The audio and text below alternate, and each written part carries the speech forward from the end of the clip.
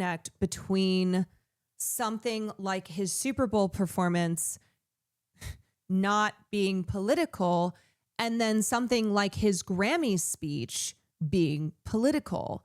And so I think this is where I think the work is. I always look at it as like, okay, how do we change culture, right? How do we change hearts and minds? How do we get people to take these shared values and put then the political action behind it?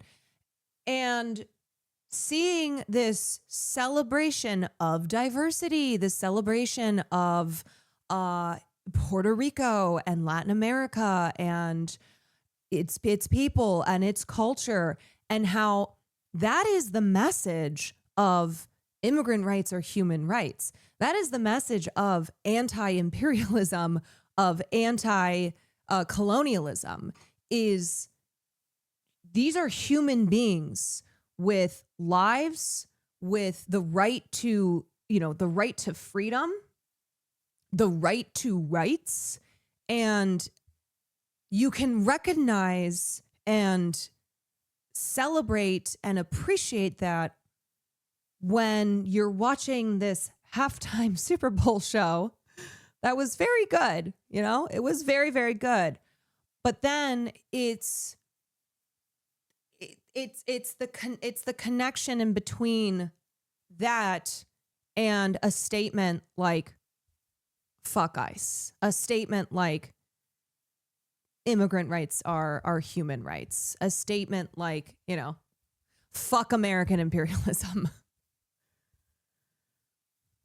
Just have to bring up the sugarcane plant, MAGA Zionist influencer. She is constantly popping up. She's just another one of these like made in a MAGA factory. Yeah, hot girls for Cuomo. She went to the Grammys and posted those very embarrassing videos of herself rolling her eyes every time a celebrity said fuck ICE, including about Bad Bunny. Bad Bunny saying ICE out, and she posted that video with her mom. And then she went on Fox News. She went on all the other right-wing channels to talk about how superior she is because she went to the Grammys and made fun of these celebrities who were winning awards at the Grammys for saying fuck ICE. Yeah. She's also the one who got rolled by IShowSpeed, who Hasan yelled at on a Piers Morgan panel. So Emily Austin comments on Bad Bunny's performance here. In a culture addicted to outrage, people are desperate to tear each other apart. Bad Bunny had the biggest stage in the world and could have made it political. He didn't. He chose unity and love. Most of the criticism I've seen isn't even about the music. It's about his ethnicity. That's weak. Music and sports are supposed to bring us together. You can celebrate different backgrounds and still love this country. That's exactly what the Super Bowl performance did. And then she included a screenshot of the billboard he had at the end of his show that said the only thing more powerful than hate is love. Okay, so a couple things. I have seen a number of right-wing MAGA conservative folks who have commented similarly.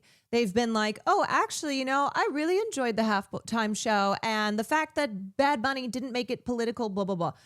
It was political. Okay, you don't have to speak Spanish to know that this was political, because Bad Bunny in his entire halftime performance was proudly displaying Latin American pride, Puerto Rican pride, all of the little Easter eggs and symbols and meanings throughout the show that was a clear representation of pride for Puerto Rico, for Puerto Rican people, for more broadly Latin America, and this idea that America is more than just the United States of America, okay? And we're going to get into breaking down Bad Bunny's performance, but before we do that, I want to talk about this. Now, she has a problem, as other people do, when there are actions behind the sentiment of the only thing more powerful than hate is love, behind the sentiment of we are all human beings. Look at how beautiful Latin American culture is. Look at how beautiful and meaningful Puerto Rico, its people and its culture are. And also all of the all of the messages that he had about like gentrification and colonization and all that has been done to a place like Puerto Rico. But the point being that it's political when you say fuck ICE. It's political when you say ICE out. It's political when you say immigrant rights are human rights.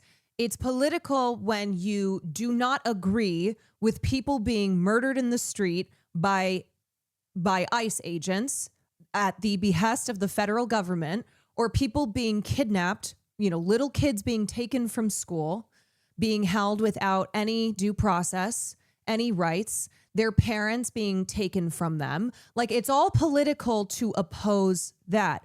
But it's not political when you have a show that is expressing the ideas behind fuck ICE. The reason for saying ICE out, the reason for saying immigrant rights are human rights, the reason for supporting diversity, for cherishing, for cherishing that, all of that, it's all political. But you see what I'm saying, where you have dumb motherfuckers, but not even just dumb motherfuckers too. It's people who are it's intentional. They are trying to separate out. They're trying to separate out this from the political slogan of fuck ICE when they are connected. This is it's all political. They are trying to downplay the messaging and say, oh yes, it's like Sydney. It's like Sydney Sweeney who won't put any action behind anything, who won't get political, but then tries to slip in like, I believe in love and not hate. Okay, so then how does that inform your politics? Because we're talking about the system that is determining who gets treated with love and who gets treated with hate. Who falls into what category? Who gets what, where, when, and how?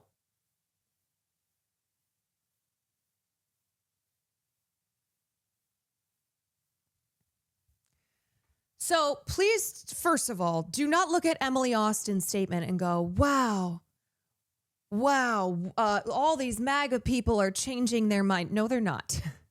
They're not. One, a lot of them are doing the classic grifter thing here. Okay. They are seeing that a lot of other conservatives were like, I really enjoyed the show. The fact that a lot of people watched it, that they had a great time.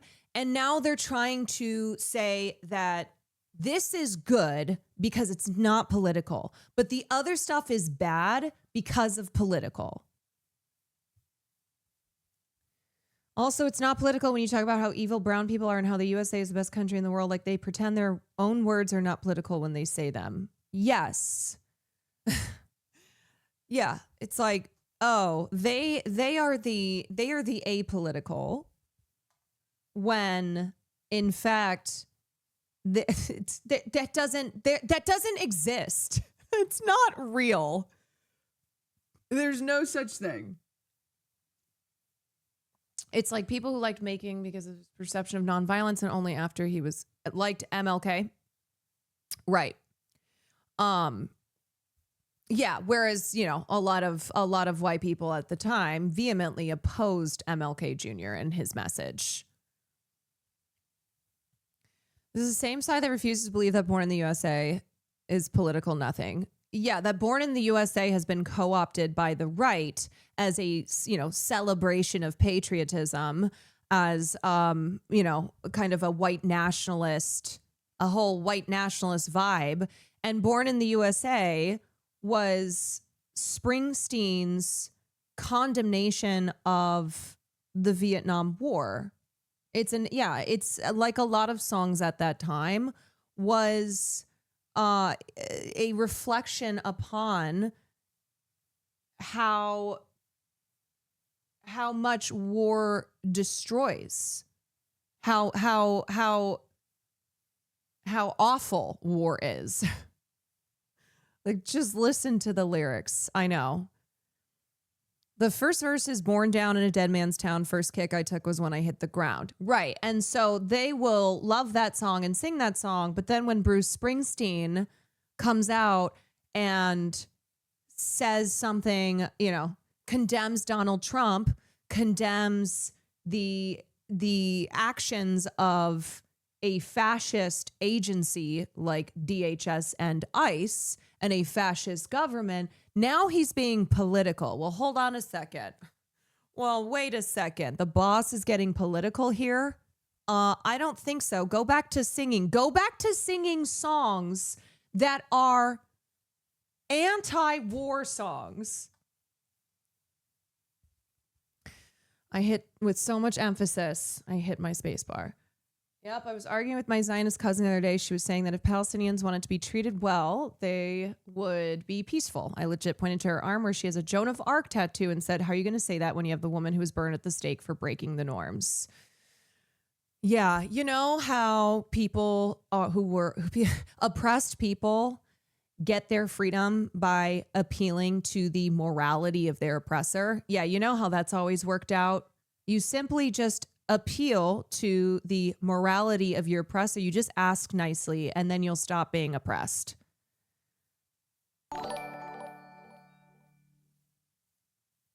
Like, look at this, for example. I used to love Green Day. It was my favorite band in high school. Dookie was everything. It sucks when artists speak out about politics. Somebody who's never understood Green Day. Someone who has never understood Green Day. American Idiot is literally a song about you. It is. Carol Kick, thank you for the raid. Oh my God. With the fucking PR flag. Stop. No. Oh my God. You know what's funny is last night, so I got together with some friends and we engaged in America's favorite pastime, watching the multi-billion dollar owned Super Bowl. And so we were, watching the commercials, and of course they're all AI, gambling, crypto, scams, which is great. That's what the economy is now, I guess. And then we watched Bad Bunny's halftime show, and a guy who was there told me that his roommate, who he stopped talking to, his roommate had been on the, these illegals, they're causing problems in this country, the whole right wing thing. And then he posted on his Instagram, reposted things from Bad Bunny's performance that were very supportive. That was very like, yes, this is great. This is what it's all about. And he was showing me this, and he's like, Caroline, I'm not even kidding you. I stopped talking to him because a couple months ago he started espousing just really hateful things towards immigrants. And it was very clearly what he had picked up on whatever internet whatever internet spaces he's on, or whoever he's listening to. And that just going directly into his brain and then coming out of his mouth. And yet here he is now, engaging in what millions are, which is a celebration, an enjoyment of Bad Bunny's performance. And I don't think it has just to do with people not speaking Spanish. I really don't think it's just that. I don't think it's people just sitting there like, oh, this is really great. Because there was enough imagery. Okay, it opens up with fucking sugarcane fields.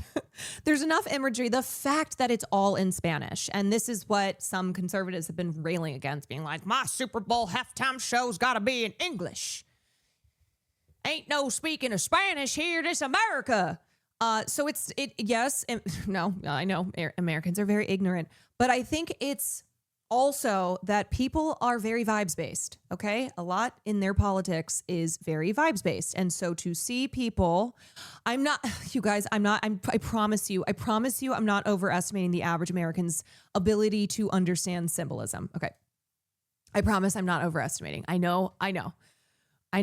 But I also think it's true that a lot of people are vibes based in their politics. And so the fact that Bad Bunny's performance was enjoyed by so many that they really are. It is this disc for people. Did you see the plants walking out the field? Yes, I did. And I just wanted to say every single person who's ever played a tree in theater. So maybe you were the kid in 5th grade who played a tree in, I don't know, whatever play you were putting on. I hope you felt seen. I hope you felt seen. The kids who had to play trees, y'all were so important. All right. Y'all were so important. I promise that was not just the role that you got because you couldn't do anything else. the trees, the truffula trees. I taught ELA in high school, but stopped after COVID. The children who were the top of my classes were all children of immigrants, usually Mexican or Latin American, but also a couple of Filipinos. Either way, the bilingual students were my best students. And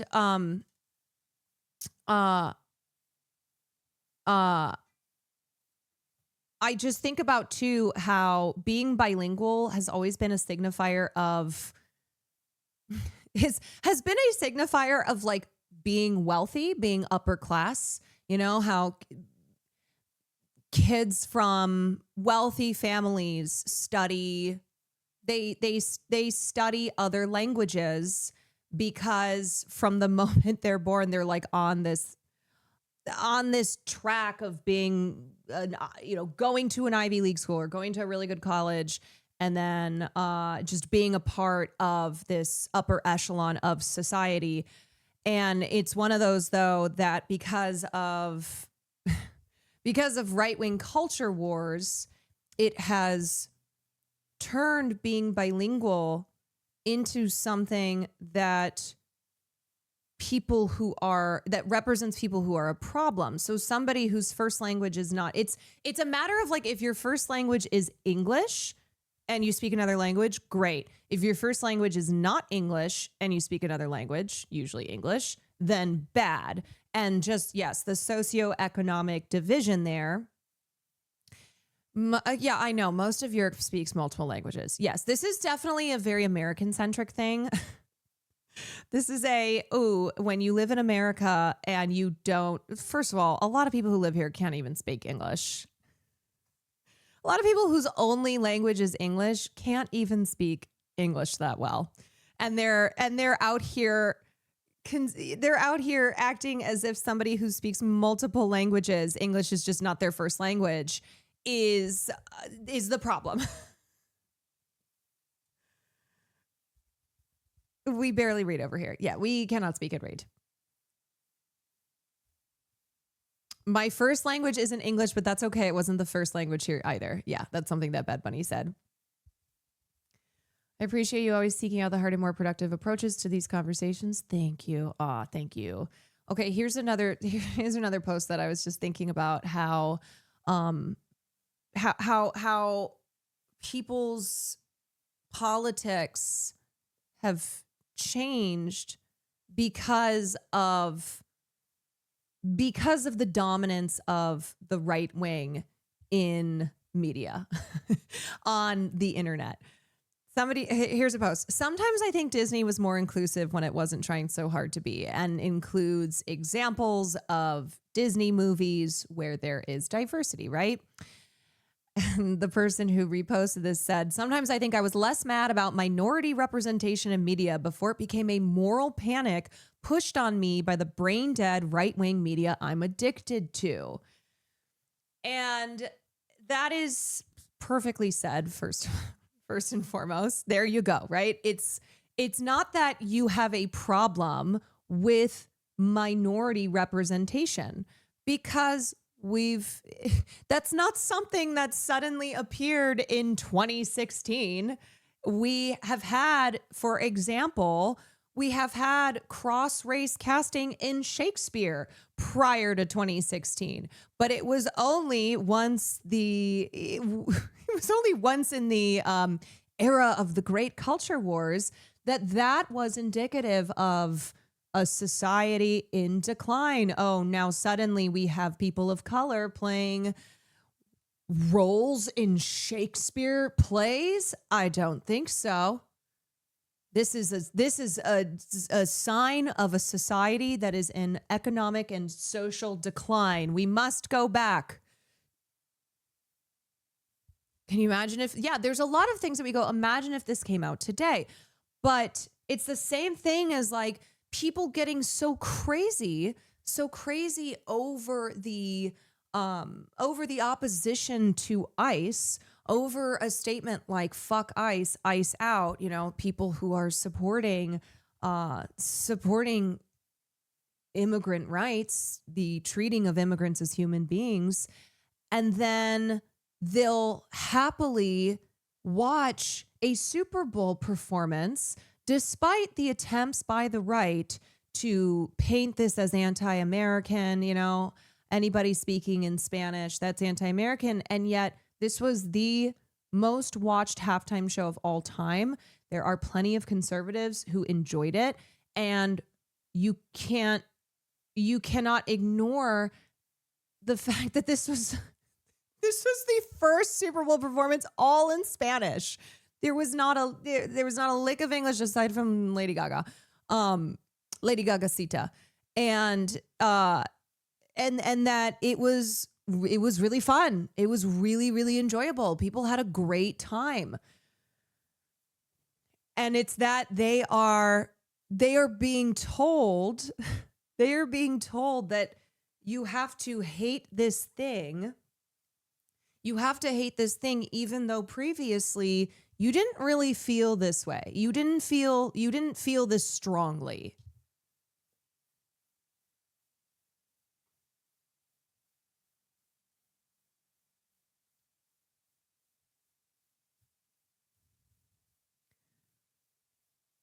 When I was in 5th grade, I still recall a girl I was in class with who was legit punched down by a substitute teacher. Mind you, who was an elderly white man with a cane, said to her, "How did you get to 5th grade if you can't even read?" Mind you, she was in English language development at the time, since my school was primarily Hispanic. And even at such an age, a majority of the class's 5th graders understood that was fucked. Fuck that old guy. He's dead now. Considering that was you in 5th grade. At least we know that elderly white man who was a substitute teacher is dead.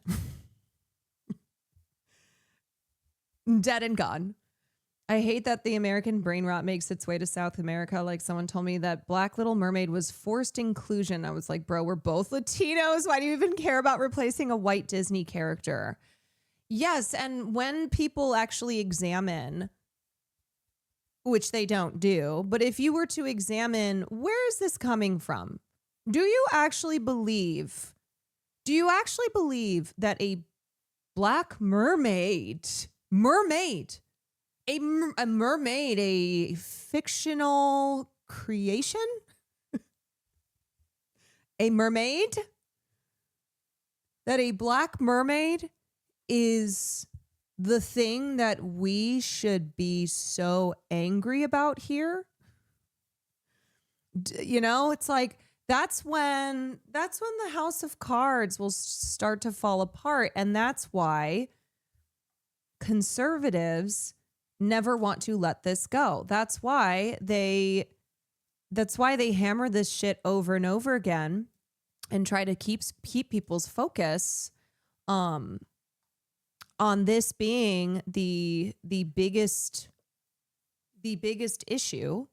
And if we can fix this, then we've fixed everything else. Because it's so hollow and it's so false. And if you do any further examination, you will realize what a joke it is. And that once upon a time, you didn't seem to get that upset when you would see a Black person or other person, other character of color in your fucking movies, in your shows, in media. I think too, the hilarity of people who are, were probably drinking Mexican beer, maybe they're having a Mexican lager while watching the Super Bowl. I know guacamole is a popular dish. Tequila. Drinking tequila, having some nachos, a little marg. Sipping Modelo and eating my nachos and talking about these damn Mexicans. How could they be speaking Spanish?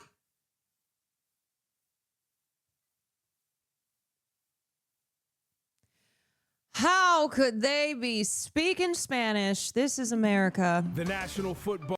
All right, so I want to go through Bad Bunny's Super Bowl halftime show and just talk about all the symbolism here, all the meaning here, why it is absurd, like Emily Austin demonstrated here, to love this performance and say that he could have made it political, but he didn't, that he chose unity and love over what? Like, do you think that the sentiment of fuck ICE, immigrant rights are human rights, is not unity and love? Because it is. But yeah, to act as if this is different, this is different than Bad Bunny on the Grammy stage saying ICE out. We are human beings. We are human beings, and love is always going to be stronger than hate. He literally said the only thing more powerful than hate is love. He said this in his Grammy speech. It's just that he used the words ICE out. It's just that he specifically mentioned the agency, ICE, that is being used to carry out such hatred, that is being used to push an agenda of hate over love.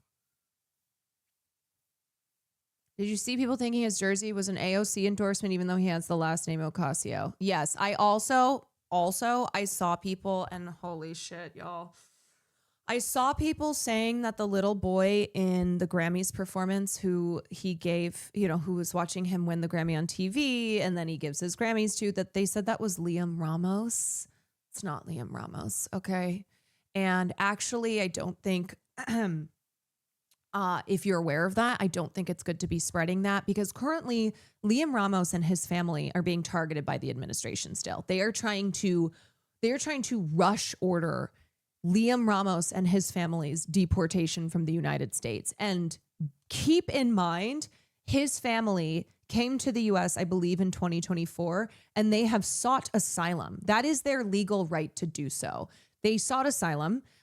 They have been targeted by ICE and by the Trump administration. And now they are trying to fast track deporting them because Liam's story went viral and had a lot of people upset and angry and urging, them being urged to protest. Urged towards protesting. So no, the boy was not Liam. That's also fucking racist. Like, you guys, what are we doing here? Come on. Another little brown boy you see on TV, you're like, that's Liam Ramos. Y'all, I cannot, okay? This is the fantasy land. And before I watch this, I do have to say, please, we need to understand the difference between representation and true revolution. I loved Bad Bunny's performance. I am not going to pretend that this is like, now that's good enough. That's all the revolution that we need to do. Check mark. Okay, I can go back to my life.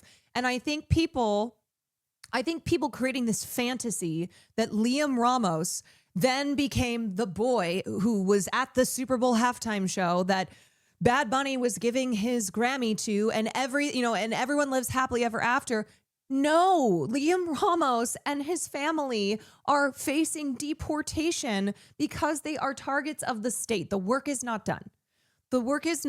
Please do not be mindless. Please do not be a person who believes that consumption is equivalent to praxis, is like, is you participating in upending these systems by cheering along to the Super Bowl. It's not. And I will never say that Bad Bunny or these other artists are positioning themselves as like the revolutionary leaders. They're not. And just if it's never going to be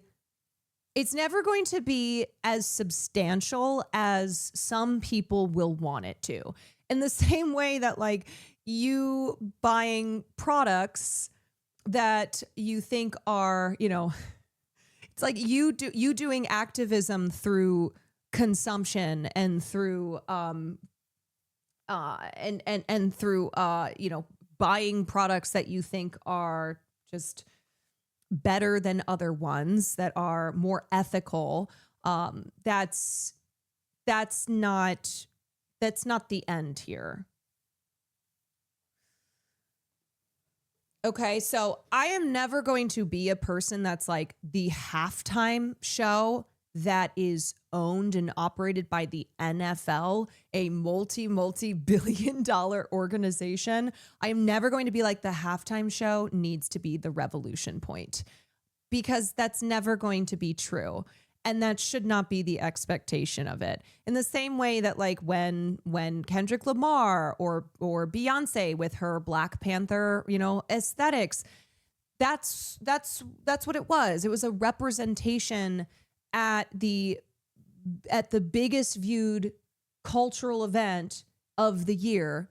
But keep in mind that the organization that runs this is the NFL. That like we are talking about this still being this still being a part of this ruling system, because they make a lot of money off of it. So enjoy the Super Bowl, enjoy the beautiful representation of Puerto Rico's culture and people, and the symbolism and the shouting out of all the countries and territories, North and South in the Americas. But don't kind of delude yourself into believing that this is the peak of revolution. Yeah, the revolution will not be televised. Yeah, let it inspire you. Let it raise public consciousness. Let it let it be a piece of art that has the power to inspire, that has the power to spur conversation. But we know that there are a lot of people who will treat something like the Super Bowl halftime show as the greatest like indictment of power, as like the way that you challenge, the ultimate way of challenging power. And it's not. People thought the halftime show, well, it's this conversation that happens more often in the last decade because of kind of this move towards, say, revolutionary aesthetics, like in Beyonce's halftime show, or the imagery that was a part of Kendrick Lamar's, or now Bad Bunny's. And there's always this debate of, you have some people who are like, Bad Bunny is not anti-colonial enough. Like, saying that this is soft imperialism and blah, blah, blah, blah, blah, blah, who read into it too much on either side. Did you see this tweet? There are two types of people at the Super Bowl. Oh yeah. Leo DiCaprio, who it looks like he maybe was going skiing on the slopes, if you know what I mean. And then Jeff Goldblum.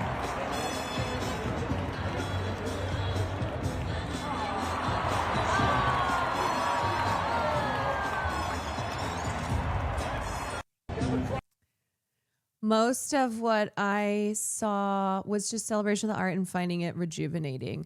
Yeah, this is like I said, it's just kind of something that kind of something that happens now every halftime Super Bowl show for at least the last since woke and then anti-woke era, so post 2016. You have the team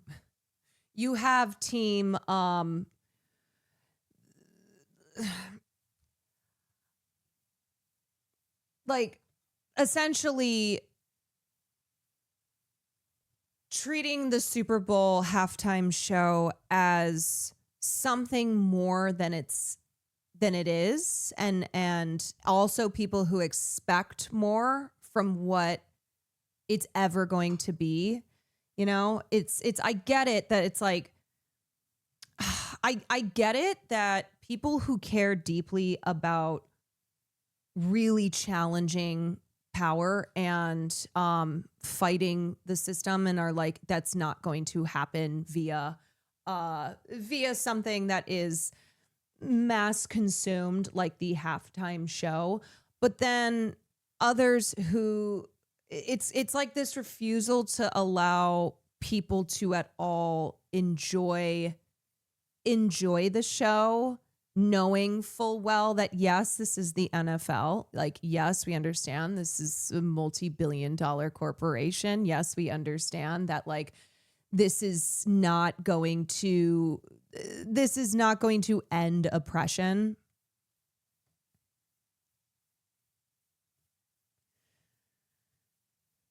Hey, just got here. We talked about the Australian police beating up our people protesting the Israeli president visiting Sydney. I haven't talked about it. I did see that earlier, but I haven't mentioned it yet. But yeah, fuck the Australian police. Fuck the Australian police. Ball League welcomes you. All right, here we go. Apple Music Super Bowl 60. Don, thank you for the 35 months. Cutie McLudy, thank you for the gifted sub. Picture of a snail, thank you for the 31 months. No Silla, thank you for the 6 months. Millie, thank you for the 7 months.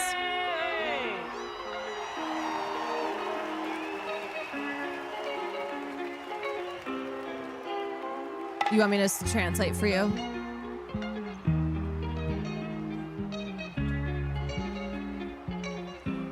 Okay, so just to start things off here, this is a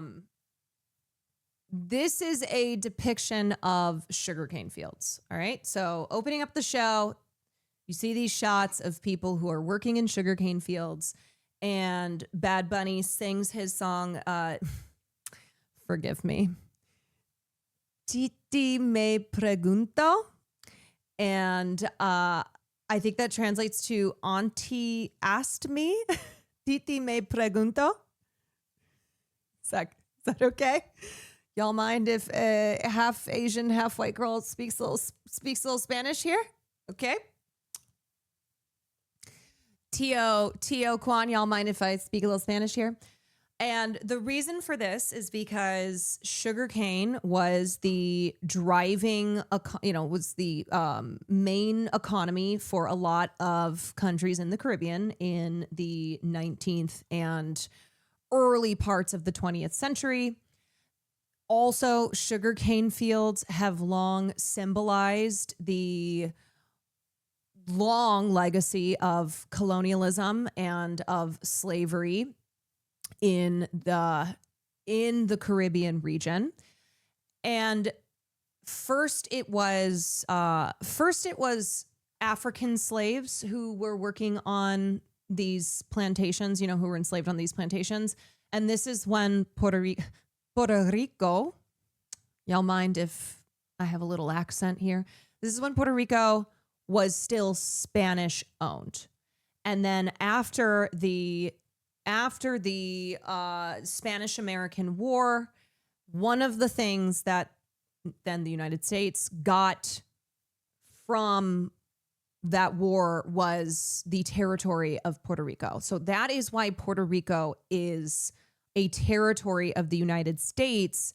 And the debate, to my understanding, is between Puerto Rico gaining statehood, so they would become the Puerto Ricans they would have their U.S. citizenship, but they would have full voting rights. And right now they don't have voting rights. They are still, they experience a lot of issues of poverty because they are a territory of the United States, but they do not have the statehood rights that would help them to, that would help in their local economy. And anyway, yeah, taxation without representation type of deal.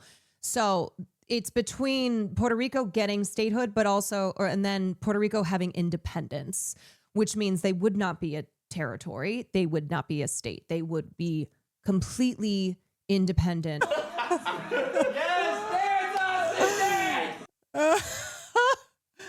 He doesn't even know. He doesn't even know Gaga like that. You know what? He doesn't, but that's okay. All right, you can get down, sir. All right, goodbye. You go, white boy. You go. Yeah, you go, white boy. Did you see Austin in a do-rag?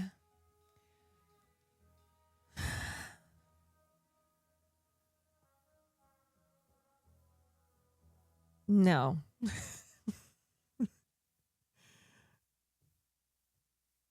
Question mark? Oh, God. Didn't Hasan wear a do-rag one time? What's going on with Fear End? Oh, God. Y'all mind if a white boy wears a little do-rag? Oh, my God. He looks like he's about to drop the worst track on SoundCloud. He looks like he's a streamer who's about to make a rap song. This prison Mike cosplay. Oh my God. Oh no. And his shirt says chaos. He's a chaos mama.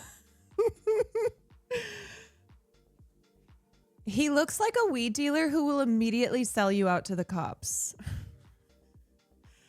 I grew up with white boys who looked like that. It's so odd. Oh my God.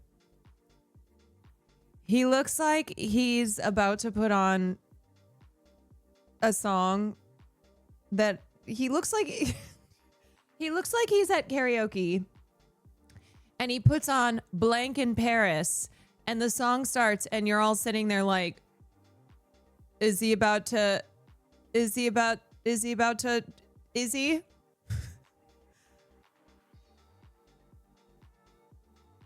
Oh boy.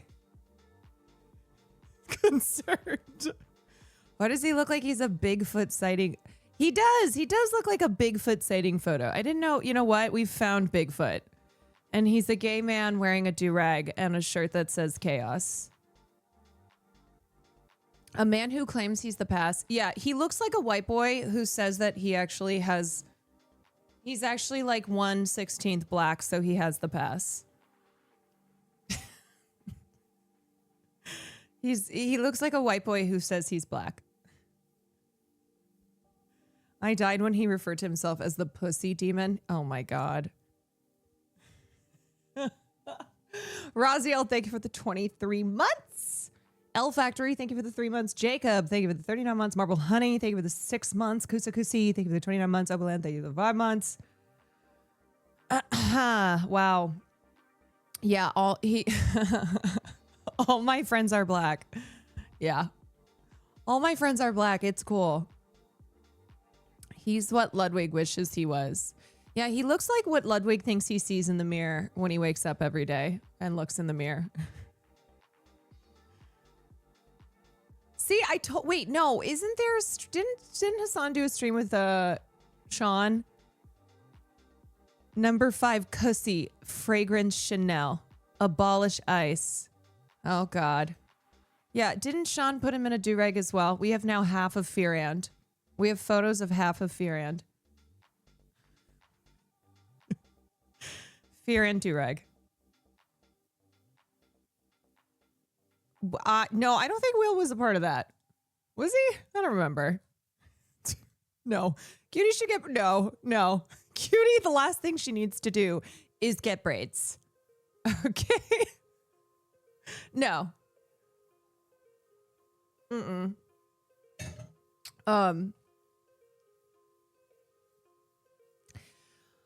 No, her scalp cannot handle that. I wasn't even thinking about her scalp. I was thinking about TikTok. Cutie not beating the racist allegations, and it's a photo of her. It's a photo of her with box braids. Yeah, no. During Black History Month. Yeah. Yes, exactly. This is what the Democrats think they this is what the Democrats look like and think is good for bringing young people over to their side. The Democrats, like when Nancy Pelosi and other Dems had a moment of silence, they kneeled wearing kente cloth. Remember that? Remember that?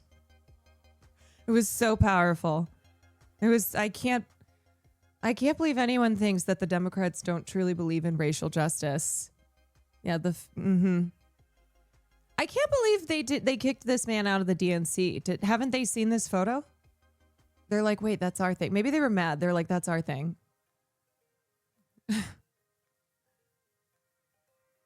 Hold on a second. That's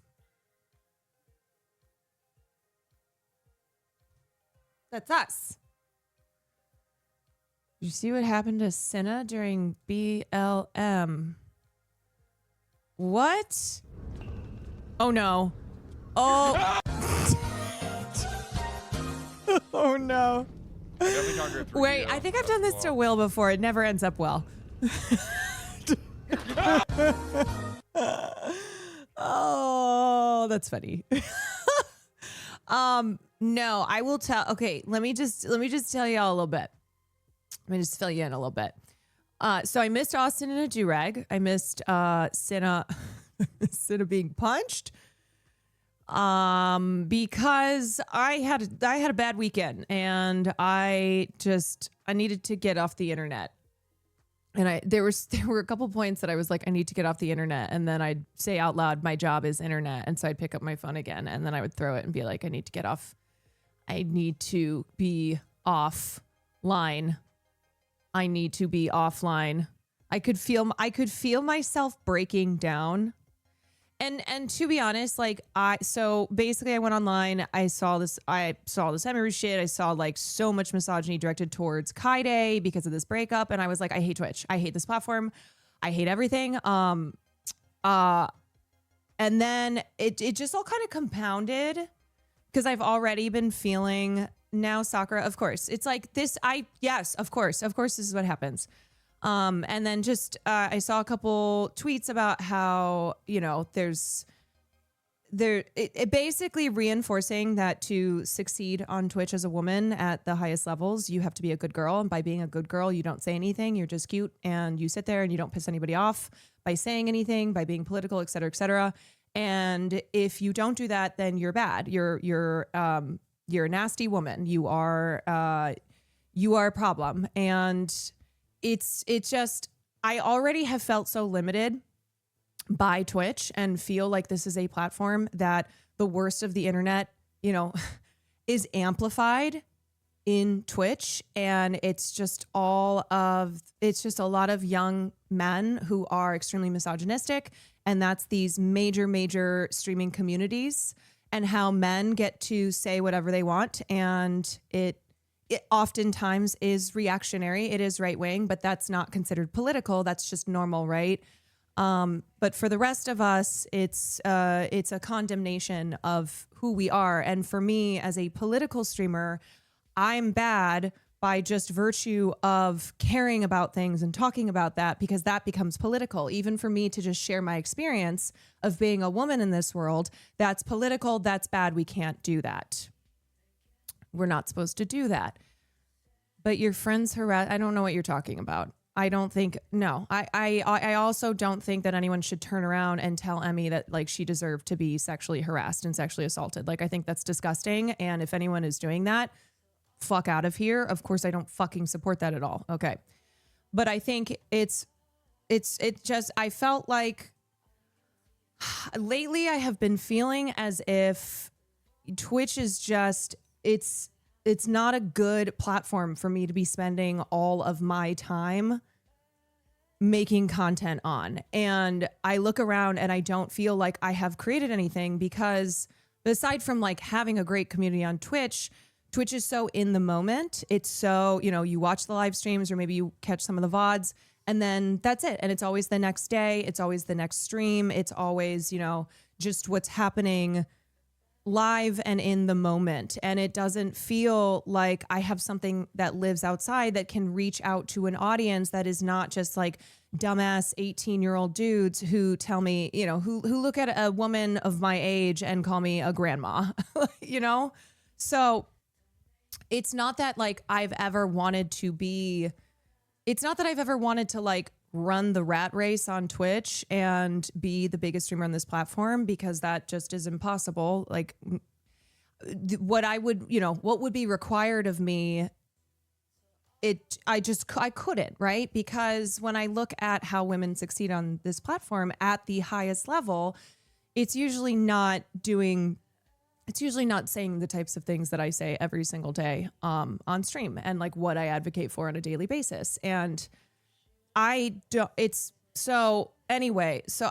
felt it was all too much. I was like, this is coming after a week of like locking in so deeply on covering all of the Epstein and Co. abuses. And I think it was something that I could tell. I was like, I'm getting too deep.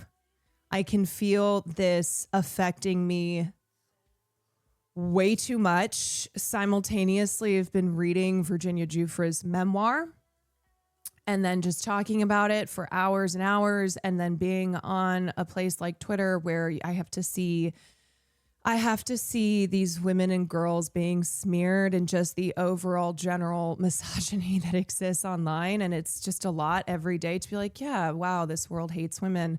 It's like that's not just something that I may say kind of flippantly, but I feel it so deeply. So it was just too much. I'm going to be honest. I think I could feel my mental burning out, and I was like, it's okay. I can keep going. We'll be fine. Like, you just got to keep going. Just every day, you just keep going. And I couldn't, I don't know.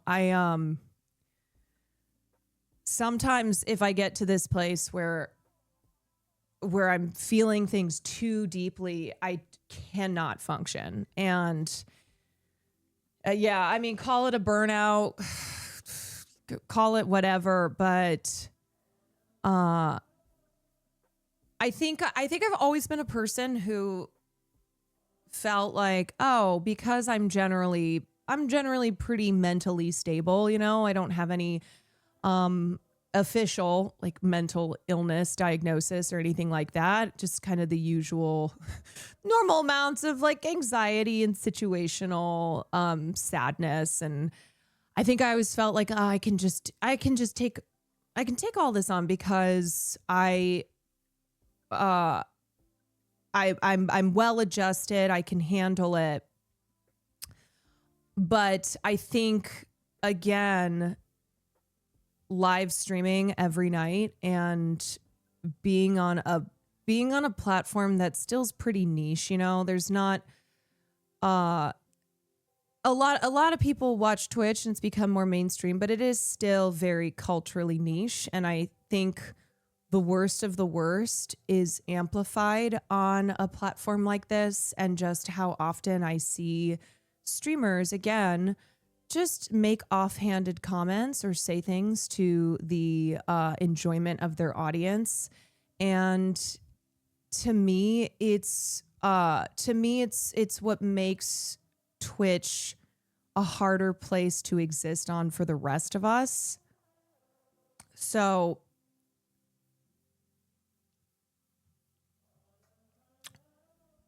oh my God, open presence.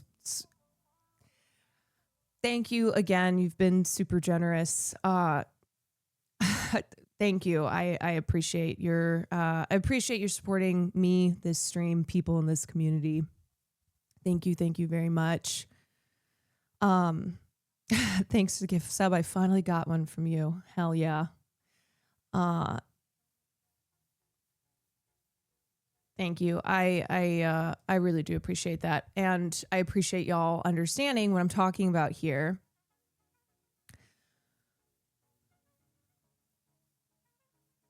I'm happy you're taking care of yourself as well. Yeah, I mean, I talk all the time about taking care of ourselves, you know? I'm like, hey, do what you got to do. Escape into that book.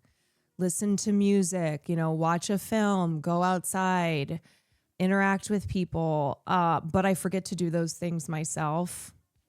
Now we need closed presence. There's a closed presence, there's an open presence, and there's a closed presence. Go figure. Yeah, and then at the same time, I'm like, oh my God, who am I? I'm like, the other thing. Hold on a second. Hi.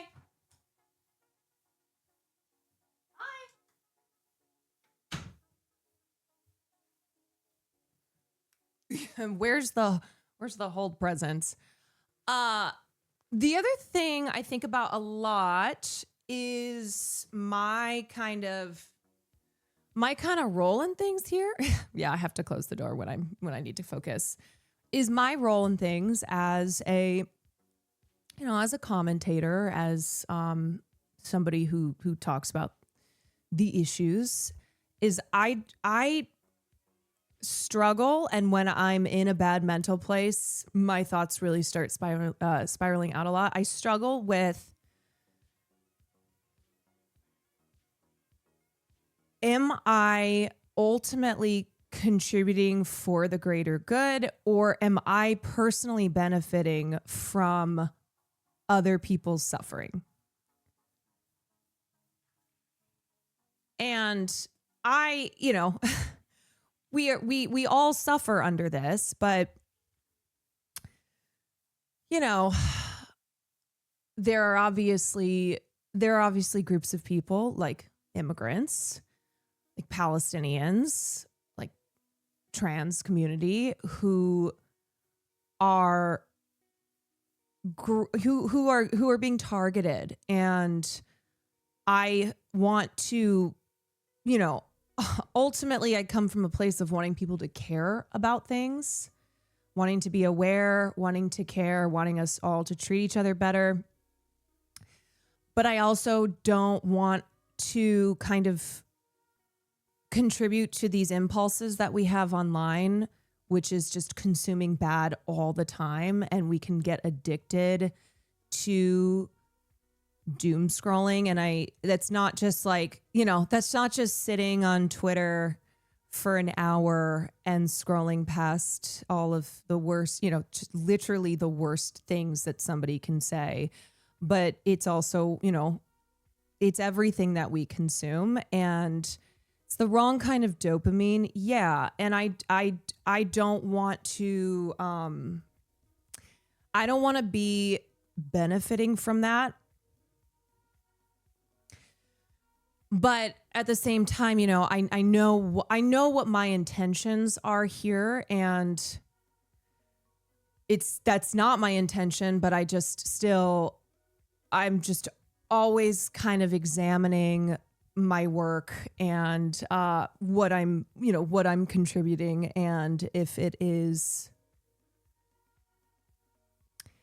I don't want to drive y'all into this place that I felt this weekend. I don't want to overwhelm you with everything is bad, because I don't think everything is bad. I don't think everyone is bad.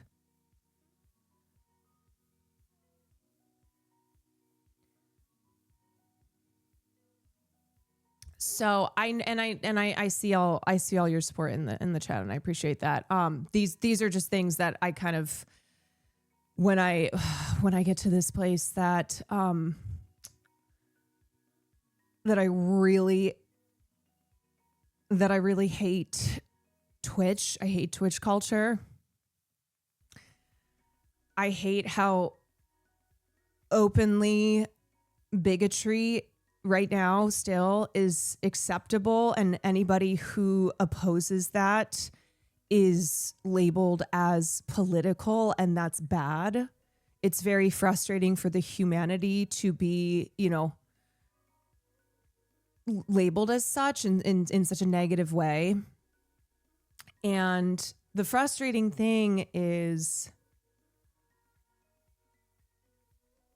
the frustrating thing is when you challenge the status quo, when you challenge power, when you challenge these systems, you are a problem. You are what gets labeled as political in a derogatory, in a negative way.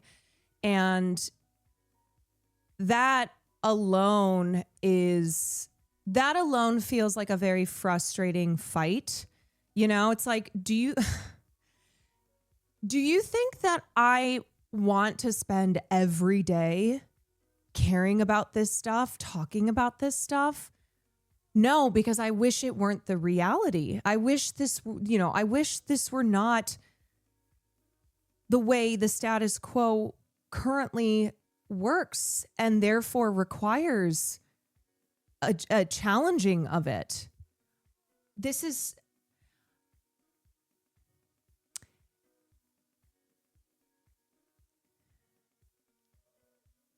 it's like, this is not a game.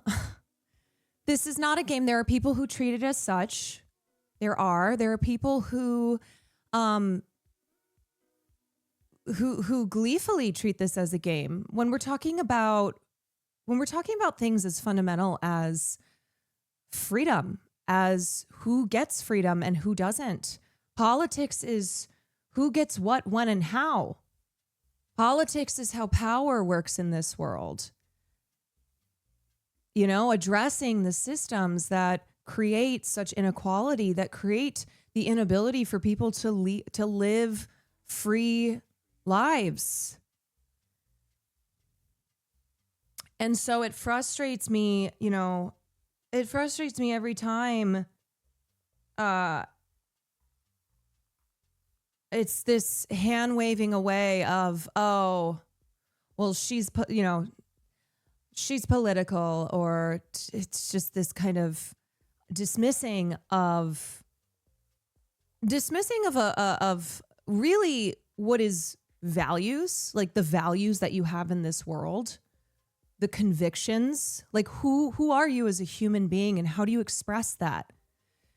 And there's no requirement on a platform like Twitch to be a streamer who breaks down these political systems. Nobody's asking you to talk about,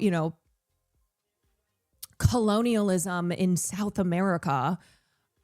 Not needing every person to take, to take it upon themselves to educate and to really get into the weeds on politics. But I wish people understood that politics is inseparable from your humanity, from all of our humanity. And it's a matter of like who you are and what you care about in this world, and expressing that when the time comes for it. And what sucks is there are people who will never, ever, who would never watch a stream like mine. One, because I'm a woman who is, expresses my beliefs, but more so because I get labeled as political. And even if I were just sitting here talking about my lived experience as a woman, as an Asian woman, how that is political, and therefore it's bad.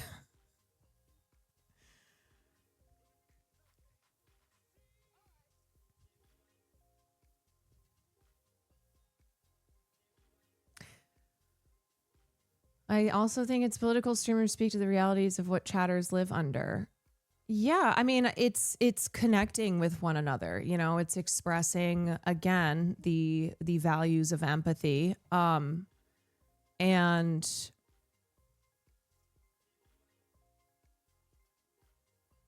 I don't know.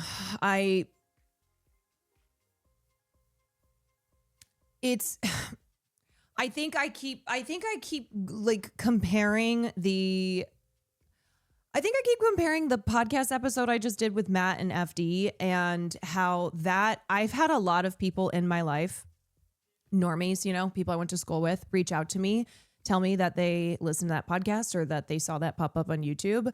And I'm like, oh yeah, no, there's a whole, you know, there's a whole world out there that's not just Twitch. So I think this is also me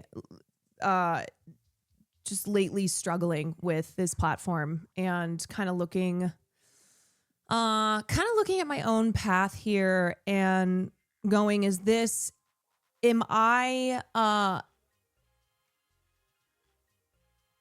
wasting all my time and energy by just focusing on this platform?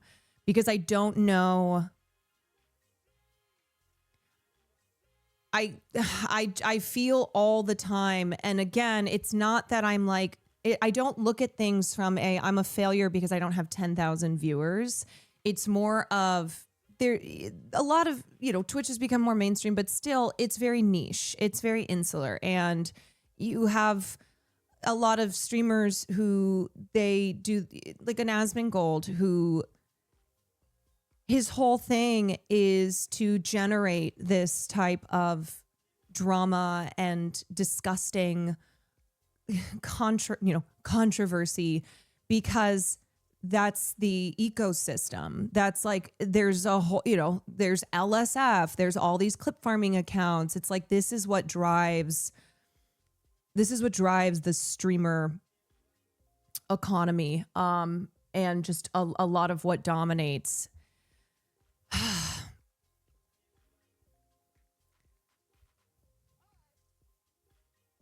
You would 100% benefit from long form content.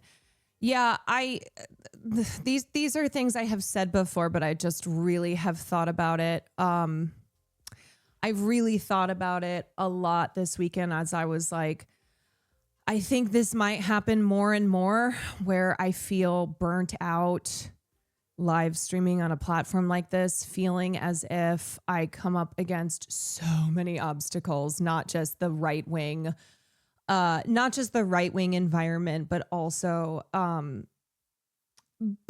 just being in a space where I'm alienated just by being a woman who expresses herself on a platform where that's not good. You're not supposed to do that. Maybe you're just outgrowing this platform. Well, maybe it's not even an outgrowing. Like, when I started streaming, I was 30. I had never done any other content. I didn't know anything about content. I didn't have any following anywhere. It's not like I tried on TikTok or I tried on YouTube or elsewhere. I just went live and decided I was going to try streaming and see what would happen. And then the last couple years, you know, it's been wonderful to have this community grow and be so amazing. But yeah, I don't know. And I think, yes, this community is very important to this platform for sure.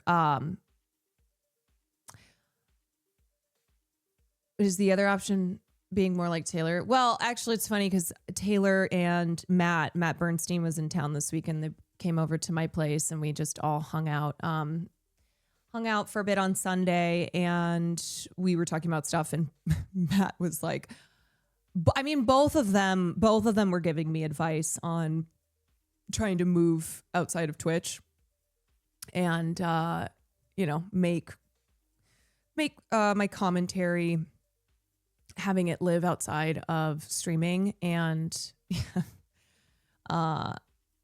they were both like, yeah, no, I could not or would not want to live stream just about every night as like my primary form of creating content and creating commentary content. Not gonna lie, I do like the Twitch communities I'm in, but I understand not wanting to be on here anymore. And I don't want to give off the impression that I don't want to be here. I don't want you guys thinking that I love this community. I love what we represent. I love what we do here. It's just sometimes, the broader environment. It was like when all that shit happened at TwitchCon and still, and so many people are talking about it, but talking about it, treating it like it's some isolated incident rather than representative of the broader culture, an issue with the broader Twitch culture that is so misogynistic, that is, just bigotry flourishes. And it was wild to see so many people care about the abuses that had happened at TwitchCon, but not recognize or outright hand wave away the root problem. Like, why does this happen? Where does this come from? I think it's good to diversify your time more. It's crazy to talk to a screen for 6 hours a day and it's all this exhausting discourse. Yeah. And then it's like before I go live, it's exhausting discourse. And then after I go live, there's exhausting discourse. And I don't know. There are people who have fully embraced it, and I just don't think I'm one of them. It's like I don't even want to jokingly say like a built different, because I don't think it's normal for this to be normal. I'm not here to give advice. I've learned that sometimes you just got to vent, but I'm here for wholly uncritical support. I'll always be where I'm needed. Thank you.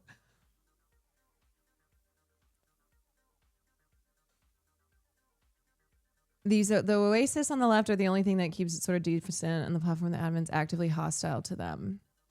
Yeah.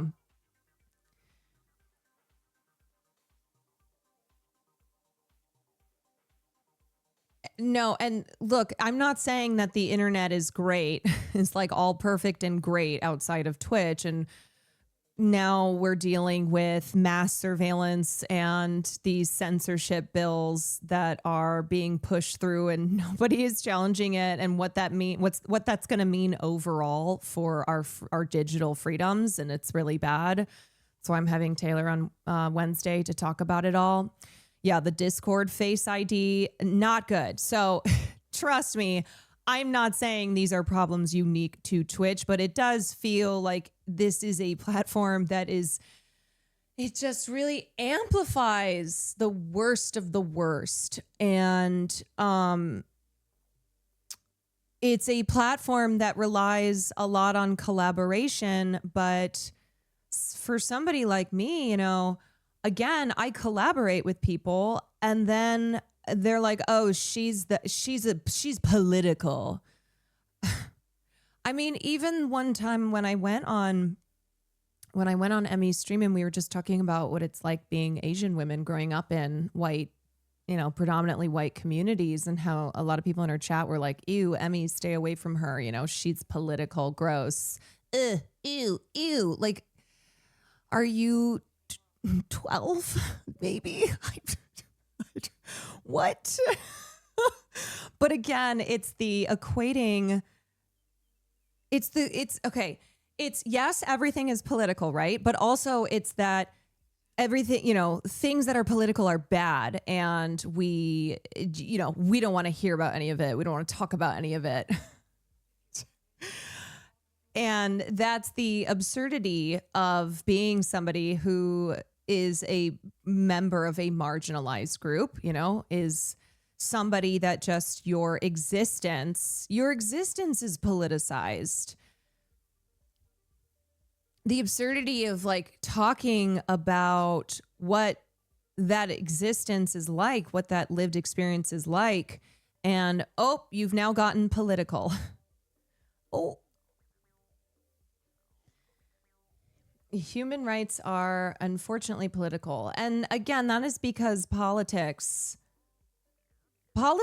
is the way that we create systems, the way that power power works and resources are allocated, and how that comes into play with culture. And the fact that culturally Twitch is, like I said, a place that bigotry proliferates, and anyone espousing reactionary views, that's the cultural norm. Like, that is not seen as problematically political, but anybody who challenges that, who is in opposition at all to the status quo, then that's what is political. You don't have to care about politics, but politics sure cares about you. Yeah. We all make political choices every single day because we exist in this world.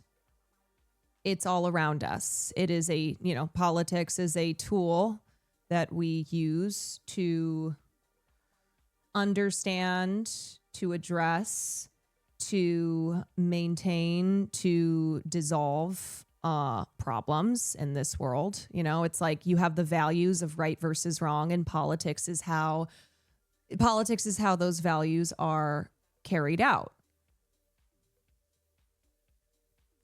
It's inseparable from the human experience because this is a system that was made by humans. So let me give you an example, okay? Let me give you an example. Let me find where it is. Okay, perfect. Here we go. Also, Izzy, thank you for the 27 months. Sushi, thank you for the 6 months. Queen Kina, thank you for the 4. Legit, thank you for the gifted. Lavender Moon, thank you for the 6 months. Alexandra, thank you for the gifted. Con/Blitz, thank you for the 32 months. Samantha, thank you for the tier 1. Scream Jeans, the Daha, Jen, Seeds, Noah, 55555. Alexandra again. Lunchy, Raziel Prime, L Factory. Thank you, everybody. Okay, so here's a perfect example of what I'm talking about. Emily Austin. Y'all know Emily Austin? Emily Austin is the very obnoxious straw hats on. Those are the pava hats. There's actually a picture I saw going around on Twitter of a young Benito wearing a pava hat, and I think he's singing on stage somewhere, and he's a little baby. But that is referencing the iconic Ibaro. So that is the Puerto Rican countryman. So the straw hat, the white clothes, and the messaging there being about how U.S. colonialism. So once the United States took control of Puerto Rico, U.S. companies under its colonial rule came in and they colonized a lot of the lands. They have reaped enormous profits from Puerto Rican labor and from Puerto Rican land. And these are companies that have taken advantage of the sugar industry in Puerto Rico at the expense of the actual Puerto Ricans who live there, of course, enriching these, these American companies, a little bit, and now it's gone. The effects of colonialism are still felt in Puerto Rico and throughout the Caribbean, in all these countries, all these territories that have just been passed from like one colonial empire to another.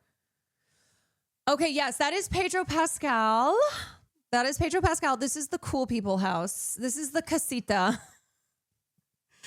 These are all and a bevy of beautiful Latino celebrities, plus Alex Earl. Alex Earl ? Are dancing on the porch of. So this is representative of a traditional kind of a typical Puerto Rican mid-century home. And these homes are becoming less common because of development in Puerto Rico. You have people like Logan and Jake Paul, who certainly had a lot to say about this performance and about Puerto Rico, and yet are two people who have gone to Puerto Rico in order to get around the pesky little taxes they'd have to pay here in the United States. And they have bought up land. They have had these ridiculous, multi-million dollar properties built.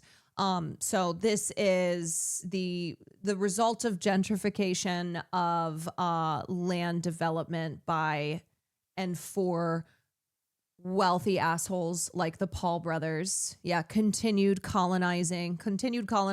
He is a toad, so it's an animated toad. And oh my God, my Spanish. If you have seen the short film and album Debí Tirar Más Fotos, so DTMF, that was Bad Bunny's latest album, what he won the Grammy for, Album of the Year. So he put out a short film, and Concho is a central figure in the film, and that is because he is a sapo concho. Don't worry, Carolina, you're killing it. He is a sapo concho, and this is a toad that is critically endangered in Puerto Rico, and that is due to rapid development, that is destroying the habitats, that is due to invasive species. And so DTMF, the short film that he put out, he features this toad as a character, and it's a short film that's about the gentrification that has been transforming Puerto Rico, which we can take a look at. I can't remember if we've watched the film or not, but we can take a look at that after we watch the halftime show. But the Sapo Concho is the perfect symbol for how Puerto Rican life and culture is continuously being destroyed by